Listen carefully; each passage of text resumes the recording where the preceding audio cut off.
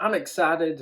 You are going to be leading a discipleship group or some type of small group through the read process. I wanted to record a quick video to go over a few notes to uh, help you use this process, to help you use the workbook that's been put together. And so, for starters, I just want to share with you the heartbeat behind the read process. That this isn't just for individual Bible study, although, yes, this can be used by individuals in their individual Bible study. And that's one of the things it should be used for, is equipping people to read the Bible themselves, to read the Bible devotionally. But the heartbeat really behind that is reproducible discipleship. That disciples should be reading the Bible on a regular basis, and the Bible should be transforming our lives on a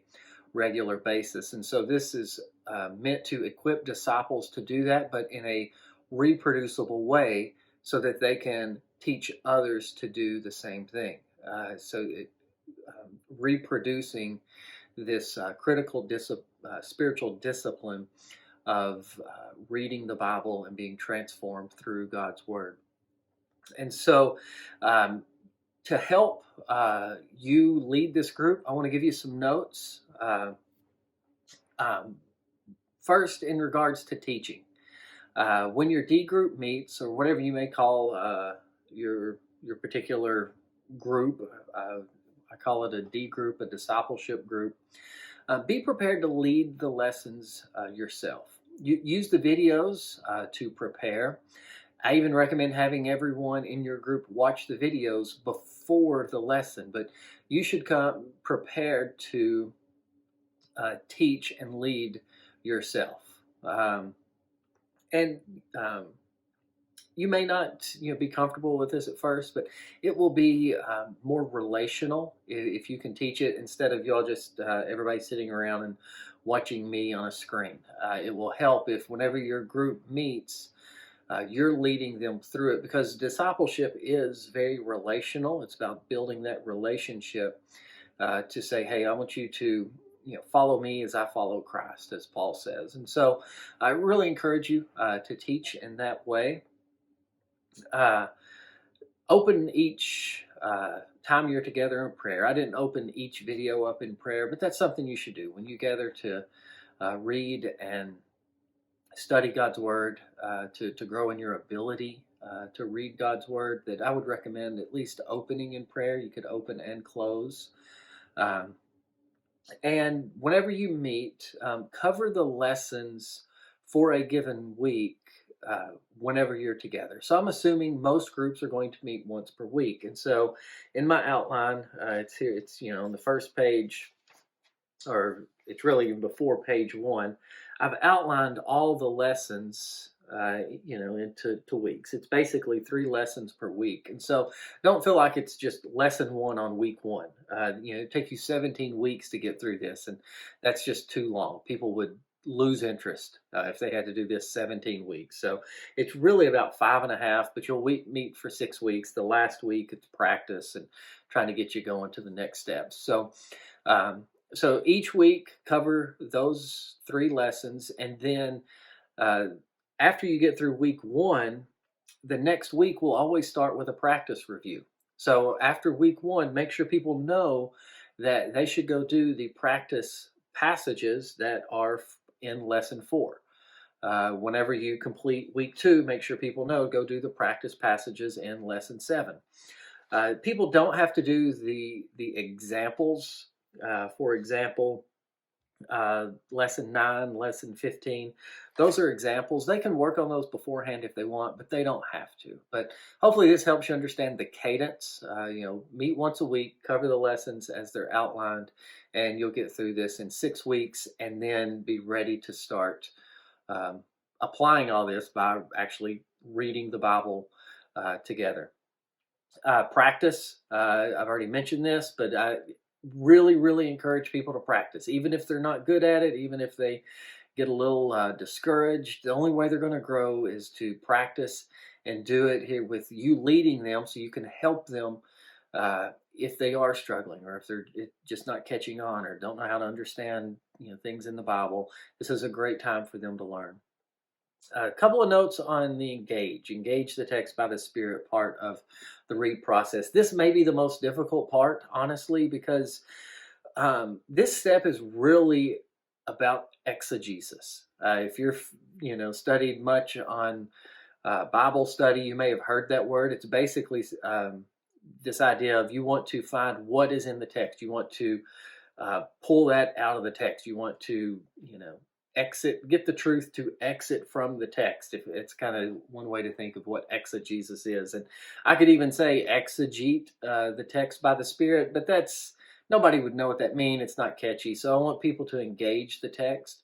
Uh, and keep in mind, even reading the passage in context, the context helps you also with the exegesis. So all of the entire read process is going to help with this, but that one may be the most difficult. So uh, just be patient with people. Show them how you're saying, okay, this is what the Bible means. This is how I'm interpreting this. This is why I believe it means this and not that, which um, brings up another point, that there are wrong ways to interpret a text. And so uh, find appropriate ways to correct any errors. Don't be nitpicky. If it's something minor, don't just shoot down everything, because you want to help people build confidence. But if you can tell there's just obvious errors that's going to hinder their growth, then find appropriate ways to correct them. And don't just say, hey, that's wrong. Come alongside and say, this is how you can understand what that actually means. And so, depending on the size of the group and the extent of the error, you may want to meet with them one-on-one, or you may be able to correct some things there within the group. And so, try to encourage humility, among everyone. So it's you got to strike that balance. You want to let people know, yes, there's a right way, there's a wrong way to interpret the Bible, to understand the Bible, but you don't want to just shoot everything down and discourage people and make them think that it's impossible for them to do. And to that, and I say this in the lessons, but make sure that people understand they don't have to understand everything before they can understand something. So if they're reading and they're like, look, there were 20 verses in this passage, and I understood two of them. Everything else didn't make a lick of sense, but I understood these two verses, and I was able to get some truth out of these two verses and apply it to my life. Encourage that. Um, I don't know about you. I still don't know everything about the Bible. I don't ever plan on knowing everything about the Bible. I don't know anybody who does, but that doesn't stop me. It doesn't stop you from understanding um, uh, key information that is in the Bible. So again, encourage them. You don't have to understand everything to understand something. Next steps. This is really not meant to be a, hey, let's do a 6-week Bible study and then you move on to your next Bible study. If that's kind of your rhythm, and people don't want to get into reading the Bible on a regular basis, and then whenever you gather once a week, you're talking about what you read in the Bible. If that's not your plan, it's not your goal for your group, I'll just be honest with you. This is probably not the best way to spend your time, because you're going to have to put this into practice.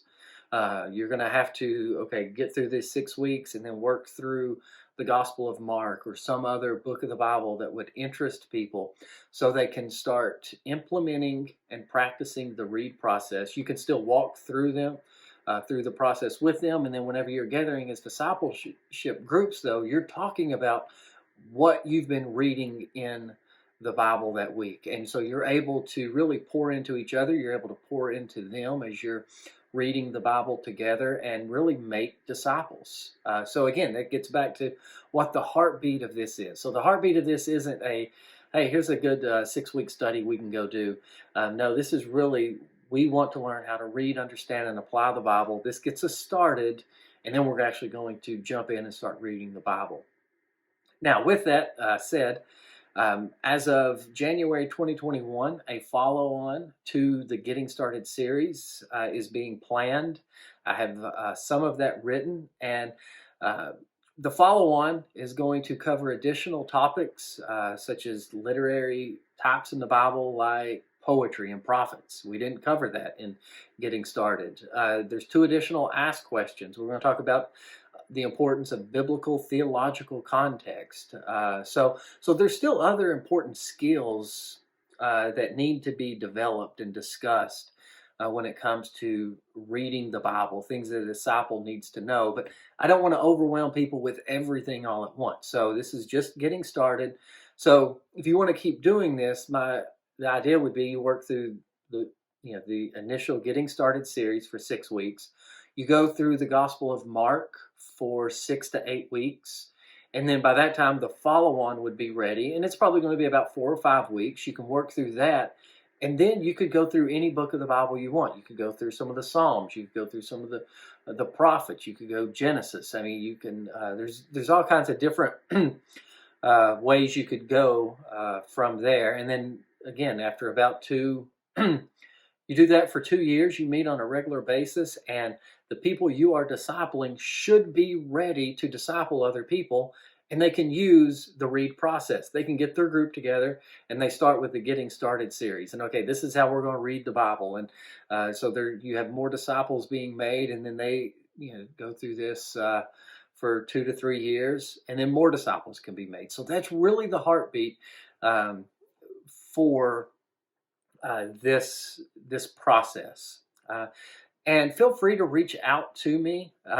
You can email me, philip@everydaytheology.org. Again, just make sure you put one L in Philip, or you can find me on Twitter at pdjones1980. And if this is something you're going to use with your discipleship group, I'd love to hear from you so I can pray for you. I would love feedback. If you're like, hey, this didn't make sense, or this was really helpful. Any type of feedback, I'm always looking to improve and refine this so that it is as helpful as possible.